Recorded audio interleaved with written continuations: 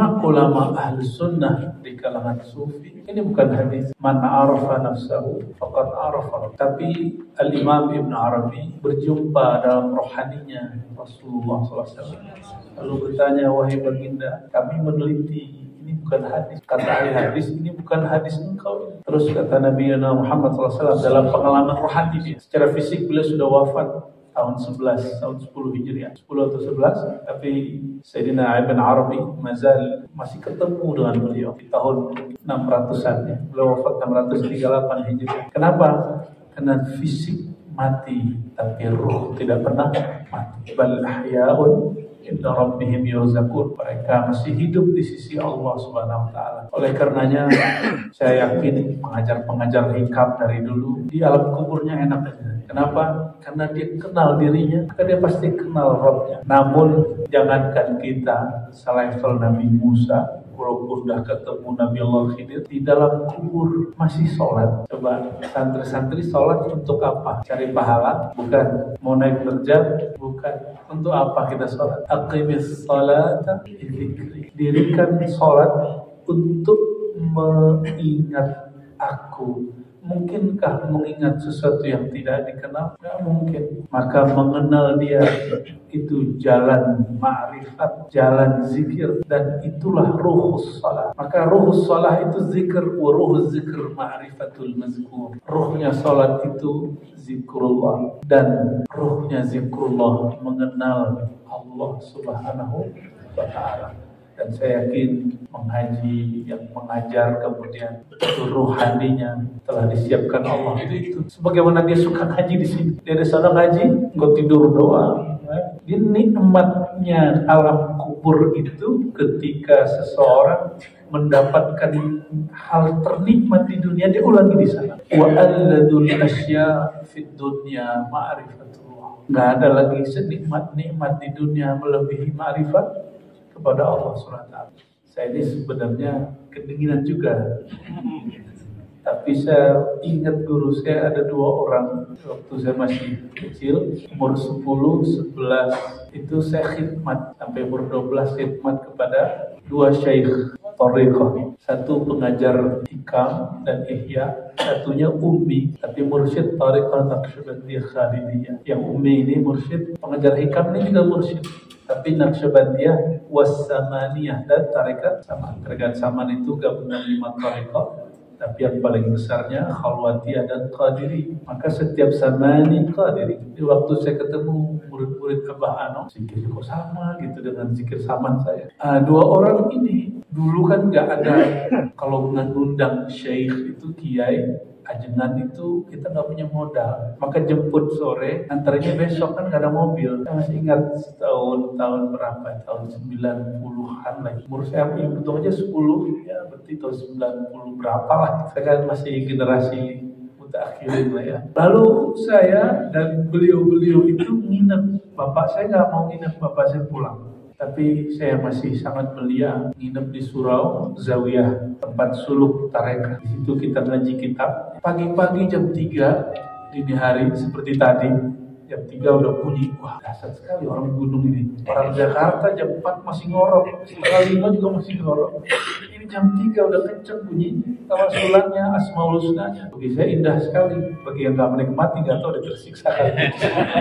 Akhirnya kami melihatlah 2 guru ini. Guru saya yang pertama Buya Hasan Al-Basri namanya, As-Samani An-Naqsyabandi, yang mengajar hikam dan ihya, dan kitab Khazinatul Asrar. Itu 3 kitab itu yang saya ingat beliau ajarkan. Tapi Khazinatul Asrar terakhir ditutup, ada eksiden, jadi saya mengkritisi beliau. Maklum anak kecil kritisi tapi nggak tahu ada, langsung ditutup kitabnya, nggak dibuka lagi sampai mati. Beliau ini pakai jaket tebal sekali, tebal pakai jaket. Umurnya waktu itu di ujung 70, kira-kira 68, 69. Seumur ayah saya wafat. Sedangkan syekh yang kedua, yang ummi, yang nggak bisa baca tulis kitab, Syekh Nuruddin Al-Khalidi An-Naqsyabandi, beliau itu nggak pakai jaket, malah naik turun ke tempat wudu sama toilet pakai singlet dalam yang begitu, bukan yang menutup sampai nggak kedinginan sama sekali. Fenomena itu bagi saya biasa aja karena saya tinggal di situ. Ternyata pekan depan kami datang ke Zawiyah suraunya yang pakai jaket Abu Ya Hasan Basri. Beliau cerita, ampun saya dengan guru kami. Loh kenapa Abu Ya? Saya ini pengamal banyak thariqah, ngaji kita, tapi jam segitu pakai jaket. Gurumu, ya dua-duanya kan guru saya juga tuh. Gurumu yang di kampungmu itu 75 masih pakai singlet. Dua-duanya sama-sama zikir. Mereka kalau zikir itu polanya nunduk, mata dipejam, lidah di dua-duanya diem gitu. Ngomongnya pakai batin. Dan itu pengalaman indah sekali melihat dua guru punya kelebihan. Lalu beliau ceritalah, guru saya kedinginan. Kamu tahu kenapa gurumu kuat? Karena dia mengamalkan zikir Ismul Jalalah. Wadhkur rabbaka fi nafsik. Sebut nama Allah di dalam jiwamu, dalam dirimu. Orang kalau nyebut nama Allah, badannya hangat. Bedanya guru saya yang pakai jaket, dia nyebutnya khaf, halus, jadi nggak ngefek-ngefek amat di badan. Sedangkan yang kedua, beliau membawakannya ke tubuh, membawakan ke nafas. Akhirnya itu menjadi penjaga badan. Alhamdulillah, alhamdulillah. Kenangan saya termasuk banyak dengan mereka. Tapi ini yang saya ingat ketika beliau cerita 30 tahun duduk di sini, terus pakai jaket. Jadi ini buah dari berguru kepada Syekh Muhammad Nuruddin ya, Al-Khalidi Al-Syubandi. Semoga guru-guru kami juga diberkahi oleh Allah. Kita masuk ke hikamnya. Nah, kalau tadi hikam itu guru-guru, sekarang hikam itu Sayyidina Nabi SAW. Al-Fatihah itu Sayyidina Nabi SAW, dan untuk pengarang kitab Al-Mu'tazlah As-Skandari, alhamdulillah kami sempat ziarah ke sana. Wafat tahun 709 Hijriah. Lahu al-Fatihah. Tidaklah dituntut kepadamu syai'un, sesuatu pun, mislul ittirar, semisal seumpama ittirar, melebihi rasa bergantungmu kepada Allah. Itu disebut ittirar. Ittirar dari bahasa ittarra, ittiraran itu artinya bergantung karena merasa terpaksa. Itu orang awam. Tapi nanti kita bagi ada awam, ada khawas ya. Rasa ittirar, rasa bergantung kepada Allah. Ini ada bainal awam wasalik wal arif. Orang awam itu baru muncul rasa bergantungnya kepada Allah kalau ada musibah. Musibah dalam bahasa awam itu masalah. Itu orang awam. Mau selama-lamanya jadi orang awam? Mau selama-lamanya jadi orang awam? Orang awam mungkin masuk kubur enak, tapi dalam kubur fasilitasnya bukan VVIP. Fasilitas biasa aja. Ditanya-tanya dulu mau malaikat maut, man rabbuka, repot ditanya begitu. Tapi kalau orang-orang yang sudah salik dan khawas, nanti dia punya jawaban yang bukan lisan dia yang jawab. Lisan ini udah lupa, dia udah mati. Siapa yang jawab? Bukan otak ini sudah mati. Jadi orang kalau mengingat, ingat guru bahasa Arab saya dulu ngomong ini, kamu hafalin ini, man rabbuka, Allah.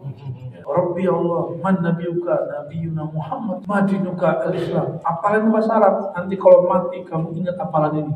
Ya, belajarlah dengan Abu Ya Hasan Basri. Tubuhmu sudah mati, otakmu sudah nggak bekerja, darahmu sudah nggak jalan. Kalau darah udah nggak jalan, otak kita nggak jalan. Itu otak jaringannya berhenti 1 detik orang stop. Betul nggak? Berhenti 3 detik, gua bisa lumpuh setengah badan. Makanya kalau mengingat Allah itu cukup dengan otak akan tumpul. Oleh karenanya mengingat Allah itu bisa tembus sampai kepada bagian yang gak pernah mati. Allah cipta tapi Allah kekalkan dia. Itulah qalbu yang merupakan bagian dari pintu menuju ruhani. Maka ittirarul awam, ittirar ma'awujudil masaib wal imtihan. Orang-orang awam itu baru ingat kepada Allah, baru bergantung kepada Allah ketika kecelakaan, ketika ada yang sakit, pasangannya sakit, dia kemudian nggak kuat menanggung.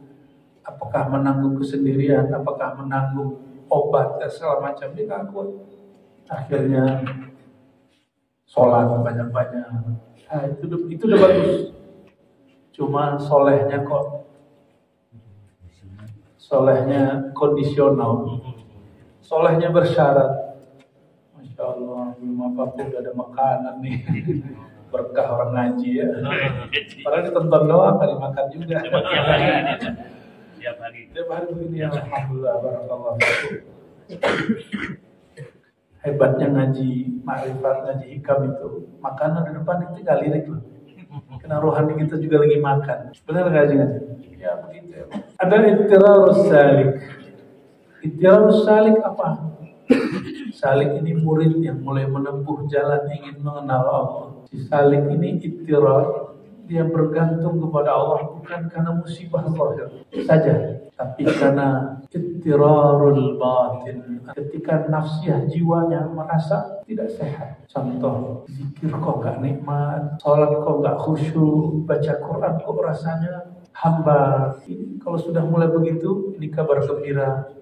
Anda sudah masuk kepada martabatus suluk, martabat para orang-orang salik. Salik itu murid orang yang berkehendak mengenal Allah. Kalau sudah mulai zikir, kok gak nikmat ya, sholat kok gak khusyuk ya, ada apa ini? Mulai bertanya-tanya, itu muhasabah pertama bagi para salik. Istighfar kok hambar, ya, zikir pagi sore kok kepaksa, tahajud kepaksa nggak ada santri. Atau sudah mulai nikmat, justru kalau nggak dibangunin malah kesel, kok aku nggak dibangunin. Kelewat gitu subuh, bukannya alhamdulillah kelewat gitu. Maka santri-santri itu anggap santai itu penjara, karena dia merasa kayak dipaksa-paksa. Tapi kalau santrinya sudah salim, dia senang dipaksa. Dia sedih kalau nggak dipaksa, ya, sedih kalau nggak diperhatiin. Ya. Jadi ittirarus salik. Ketika Allah cabut kenikmatan bermunajat kepadanya, kenikmatan zikrullah kepadanya, itu ittirarus salik. Semoga kita mulai naik ke salikan. Amin ya rabbal alamin.